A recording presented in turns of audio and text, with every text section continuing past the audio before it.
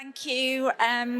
Thank you. I'm well aware that I'm probably standing between you and your lunch today, so I really appreciate you coming to join me with this presentation. So my name's Sian Morgan, and I'm a behaviour change project manager. I work at unWRAPped, and I work primarily in the area of citizen food waste prevention. So today I'm going to share with you some insights from our most recent citizen research, and it's all centred around understanding citizen or consumer food waste behaviour and attitudes when dining outside of the home. And then also we'll be touching on some of the opportunities that we've identified from that research for hospitality and food service businesses to take action and to tackle plate waste. So just to tell you a little bit about unWRAPped, we're a climate action NGO that focus all our work on tackling the causes of climate crisis. We take a whole system approach to our work, and we bring together governments, businesses, a range of organisations, local authorities, and also activities directly with citizens and consumers to drive behaviour change. And our core purpose is to protect our planet by changing the way that things are produced, consumed, and disposed of. So in our work in the UK, we primarily focus on three areas, which are plastics, food and drink, and textiles. And specifically in the food and drink area, we focus on food waste reduction, cutting carbon emissions, and protecting critical water sources. And to achieve this, we have collaborative projects, voluntary agreements that provide tools and guidance to the relevant sectors within those areas of work. So for example, in the middle there, you can see Guardians of Grub. This is quite unique for unWRAPped because it's our business-to-business campaign that targets and kind of provides guidance and best practice for the hospitality and food service sector.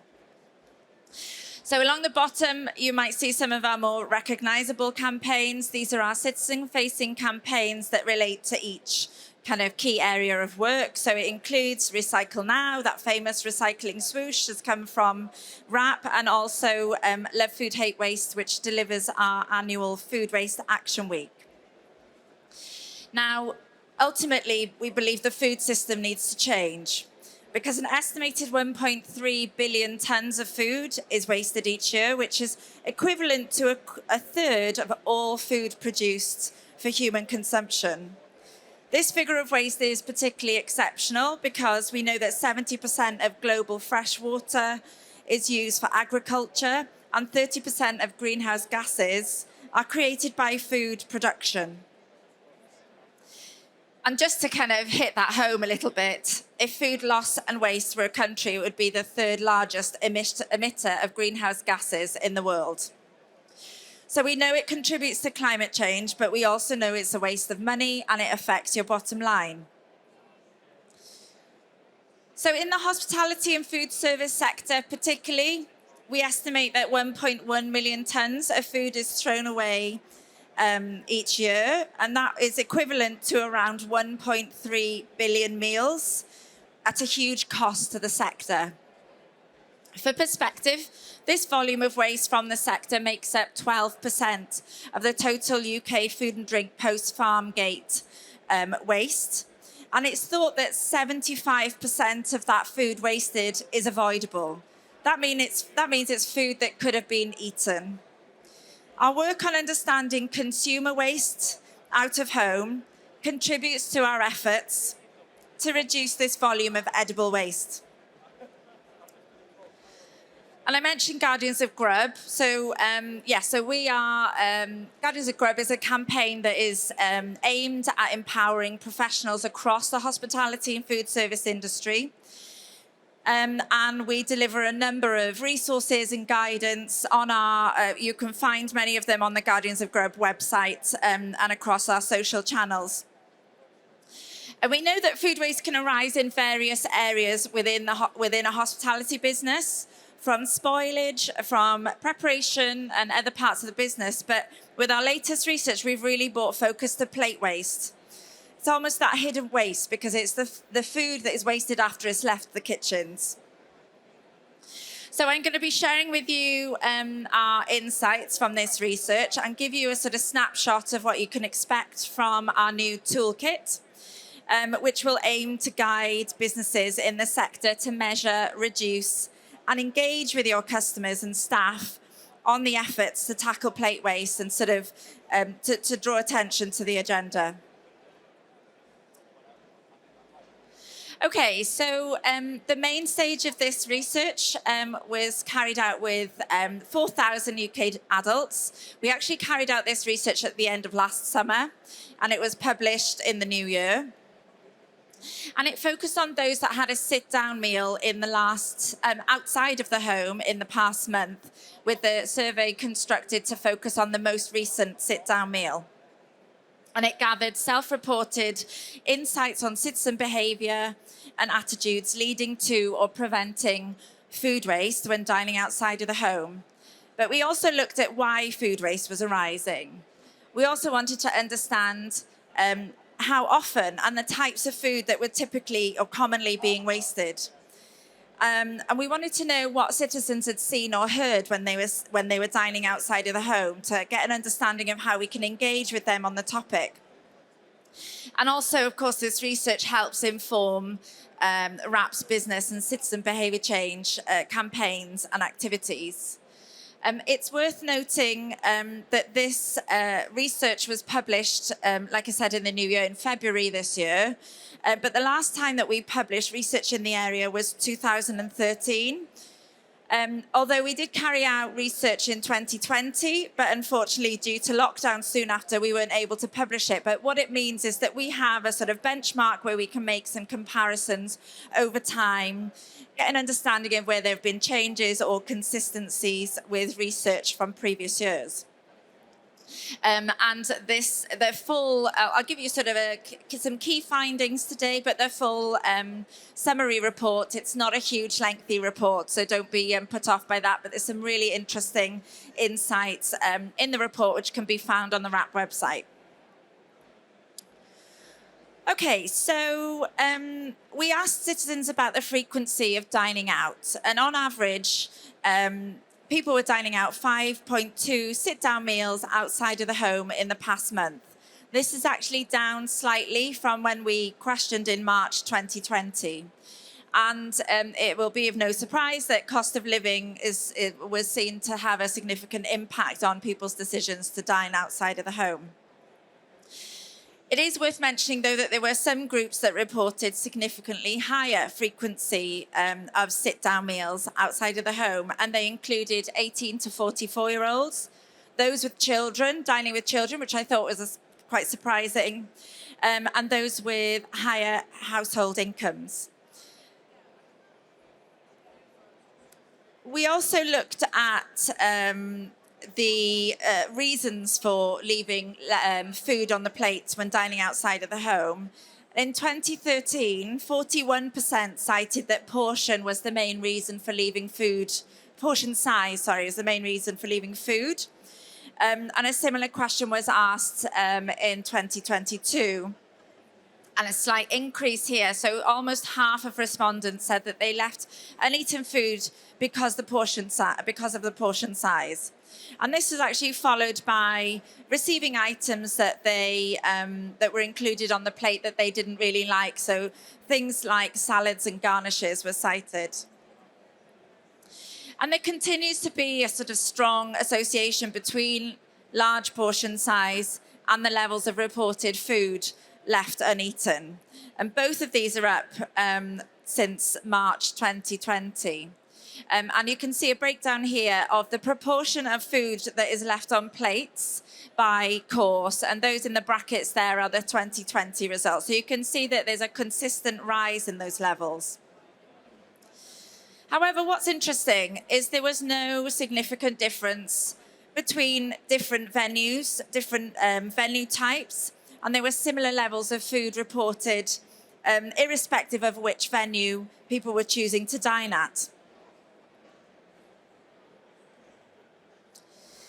So the types of food most likely to be left uneaten may not be a surprise to you, but actually is again consistent with previous year's research. Potatoes and chips continue to top the bill as the most likely items to be left on the plate, and again followed by salad and garnish.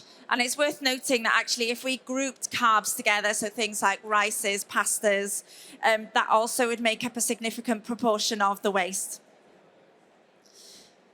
And there were some groups that reported significantly more of the main course or meals left over, and that included some of those at the more frequently dining out, so including those with children, dining in large groups, those who ordered more than one course, or two or more courses, or if they were unfamiliar with the venue. And we know from the research that around 3 in 5 people told us they were really bothered by food waste when dining outside of the home. And the main reason really was it was just simply a waste of their money. But it's worth noting that those that said that they weren't bothered felt that it wasn't much left on the plate. There was sort of only a small amount of food left anyway. However, we carried out a qualitative phase of the research, and actually this was not necessarily consistent with what people said in the qualitative phase of the study. And this phase of the study really gave us sort of some unique insights. It added a bit of depth to what people were saying versus what we were seeing on customers' plates. So just in summary, within this qualitative phase, we used the mobile ethnographic technology. So with some preset tasks, we asked people in real time while dining outside of the home to respond to specific questions. And there was an ability for them to take photos of their meals, provide commentary, videos. So it really added sort of a depth to our insight. And on this next slide, you'll see there were some really interesting comments captured and what people were saying about food being left uneaten. So the first, for example, the garnish was left as my partner doesn't like salad. He would have preferred the option for coleslaw or more chips. And then in the centre there, a picture of an omelette before and after. The respondent said, made the usual token effort with salad, but it didn't really stand a chance. But we also saw some examples of positive behaviours from both the customer and the restaurant. So at the top there on the right, you can see, I couldn't finish, but I'll be taking a doggy bag home for leftovers. And at the bottom there, the waiter made a point of sort of guiding, saying that portions were big and that there was going to be too much. So that was really good. So together with the survey responses, we definitely saw sort of willingness and want for more portion choice, better information and guidance about the meals that people were ordering. There are also some really interesting questions posed. Do people have a sort of satisfaction, an implicit satisfaction with larger portions? By some, we had some really interesting comments. So the first picture of the burger and chips before and after, I think you'll agree there's quite a significant amount of food left on the plate. But the comment was, this was the remainder of the chips and a little bit of bread. Gorgeous, but I was just full up. But I wouldn't say the portion was too big. Similarly with garnish. Do people see garnish as part of the meal or do they simply see it as plate decoration? This respondent said, we mostly consider the garnish to be plate decoration, especially if it's just a bit of lettuce and tomato. Or people telling us that they didn't leave any waste on the plate, but in fact they left the garnish. So there were definitely some key takeaways for businesses from this research. We saw that consumers were making some positive choices when they were eating out. So for example, around 24% told us that they would ask for guidance on whether what they'd ordered for the table was too much. Around 33% would ask about portion size, or maybe to consider a smaller portion, say a starter as a main. And the most cited sort of positive behaviour we had in this research was people asking for doggy bags or a doggy container to take uneaten food home. But there are definitely some watch points around providing doggy bags, which I may touch on in a bit. So, yes, some really positive things came out in terms of citizen behaviour, but there were definitely some key barriers that we identified in this research. The first being that there's a sort of reliance on the customer asking first. Only around 3 in 10 say that restaurants or places that they dine out give them clear information about what's included, so in terms of sides and garnish with their meal. And less than half said, so it was about 40% said that menus often or occasionally set out a choice of portion sizes. We also saw that people didn't necessarily see that asking these questions was something that they could do, that they even wanted to do, or that it was even in their consciousness when dining outside of home. Also, that sort of potential for social embarrassment, making a fuss. It's sort of not that sort of normed behaviour. So ultimately, we could see that the onus wasn't only on the citizen. It's not just for the customer to ask the questions and to consider food waste at the end of the meal when they're ordering. We need to make it easier for them to carry out some of these desired behaviours, to waste less. But they need to be able to do this in an environment or a structure or a system that permits and caters for these behaviours. So what we did next, we obviously had some kind of opportunities highlighted in the research about how we could sort of tackle waste from a customer or a consumer perspective, but it also flagged those barriers. And in building sort of our insights and understanding of this research, we also did a further behavioural analysis using the COM-B model. So ultimately, we wanted to inquire and investigate what capability, what motivation and what opportunities were there, not only at a citizen level, but at a business level, at a provider level, that permits or creates barriers to this behaviour. And as you might imagine, we had a long list of kind of barriers and drivers to food waste prevention when dining outside of the home. And from that, we wanted to recognise what those key barriers were and to look at developing solutions to overcome them.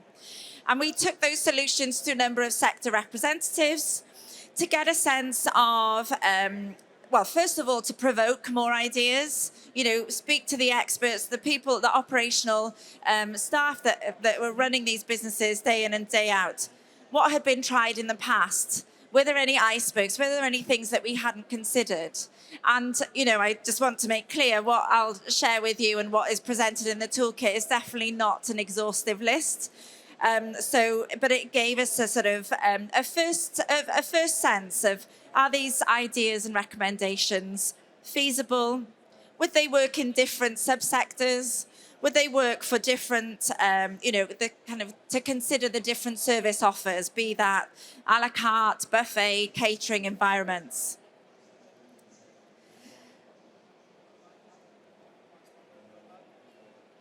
So from this behavioural analysis, we essentially highlight and kind of drew focus and kind of honed in on some key themes and objectives.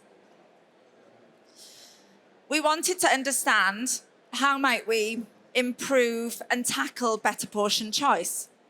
How might we implement a reduction in portion size while still delivering on customer expectations?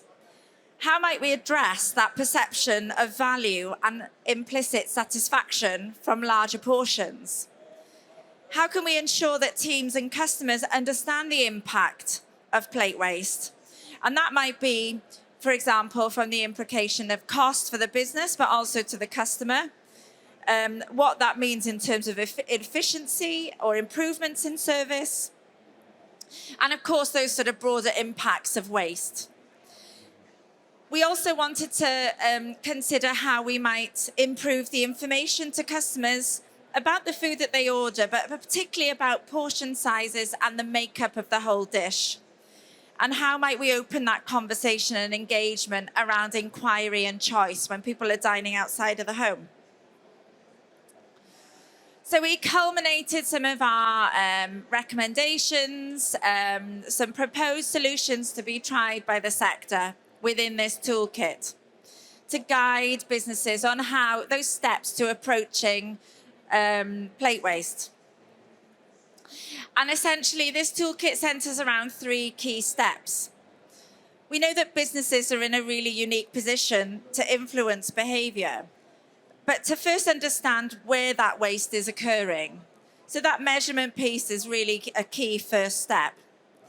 And then provide the opportunity to customers to make informed choices and influence their decisions. So there's a section around kind of different tactics that could be introduced to reduce that waste. And we know from some of our partners, there was a sort of sense of not really feeling comfortable or knowing how to engage with customers around the issue. So we've got some guidance within the toolkit for that. So just to go back to that first step, this essentially draws on many of our Guardians of Grub resources. So we have things like tracking sheets, food waste calculator, labeling, allocating containers, and capturing plate waste to get an understanding of the baseline of how much food waste is being generated in the business. And then it provides some guidance to identify exactly what's contributing to the plate waste. Are there hotspots? Are there kind of common offenders? Using the Guardians of Grub food tracking calculator, actually, the restaurant group discovered that around 80% of food waste generated across their business came from consumer plates. So it really opened their eyes to understanding what opportunity there would be to tackle food waste by investigating further that plate waste. And the restaurant group, together with the Sustainable Restaurant Association, went forward to implement a range of different interventions to drive down this waste to much success. So within the toolkit and on the Guardian's website, we have a number of case studies of examples of what different businesses have done and kind of what the results of their actions with plate waste have resulted in.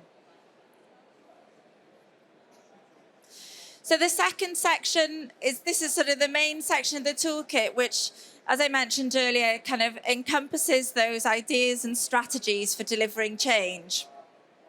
Depending on what problems have been identified in that first measurement step, there are a range of things to consider from the short term, medium and long term.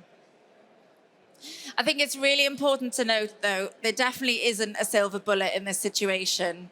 These ideas are there to inspire businesses to test and implement changes that suit their business and respond to what they've found in that first important step. And I just wanted to give you a little taste of some of the ideas that are presented. So going back, we know that our research highlighted that sense of a lack of information provided to customers about how much food is included on plates.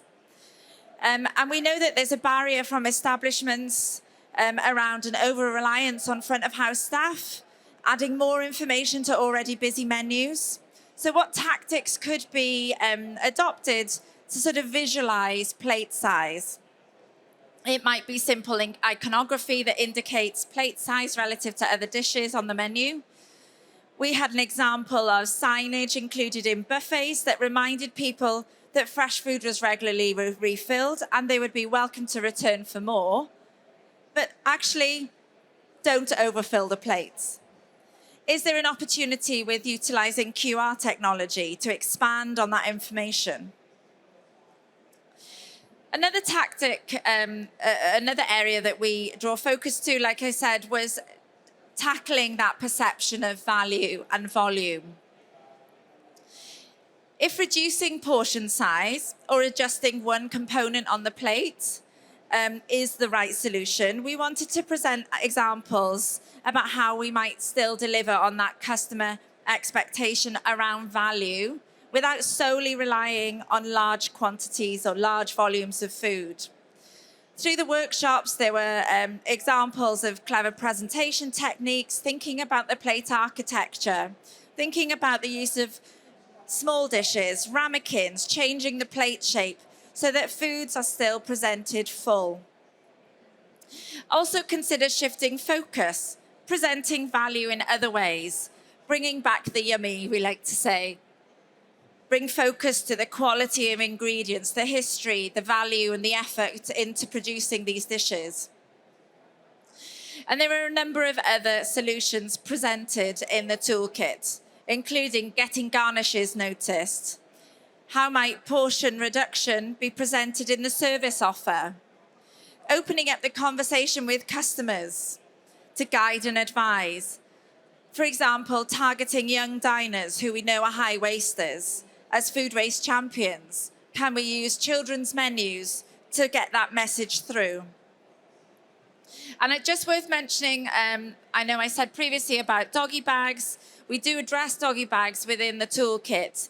And it is an offer that has some benefits. But we also know from unWRAPped's research that people need a helping hand to know how to deal with leftovers in the home. So what we don't want to do is simply displace that waste.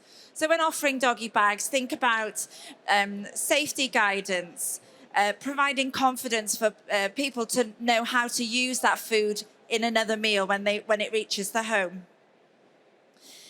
And then the final section, like I said, was really around how to engage with your team and customers. And feedback through the case studies, you'll see that actually engaging the team is really crucial in any activity where you're looking at food waste prevention measures. You know, the toolkit provides some guidance on sort of how to frame messages. We know that a number one concern by customers is value for money. And it's very, very real in the current climate, but likely something to continue. There's also guidelines, sort of some golden rules about communicating the actions that you're taking and the changes that you're making. And we provide some example messages in action. And we, just to highlight again, so Love Food Hate Waste is the citizen, the consumer-facing brand, and it is highly recognised amongst citizens, I think around 1 in 3. So we definitely encourage the use of the Love Food Hate Waste brand when talking to customers about your efforts and your actions with food waste prevention. So I think I'm about at time. I have to say I haven't been keeping track. Yeah, so thank you so much for joining. Just to flag, like I said, the toolkit is available on the Guardian's website. And you'll find the research on the unWRAPped website, but it's also linked via the toolkit. And ultimately, I guess the leaving thought for you is we'd just love to see more of these interventions and approaches to tackling wasted food being tested, being tried. With capturing those shared learnings, it can really enhance our understanding about what works and what doesn't work. And there's always going to be an opportunity for us to update our guidance and what we're communicating through our Guardians of Grub brand. So I don't know if we've got time for a question. If anyone has any questions, or by all means, grab me after the session. Thanks. I'm just going to leave this on the screen. I guess it's one final plug. As part of our Guardians resources, we also have free cost-saving skills course and a new Becoming a Champion e-learning course. It's entirely free. It has a number of modules for learning, but also integrates a measurement tool and can generate reports for you on what you have found in your measurement and kind of what that demonstrates to you within your own business. So I'll just leave that on the screen for a few minutes. Thank you.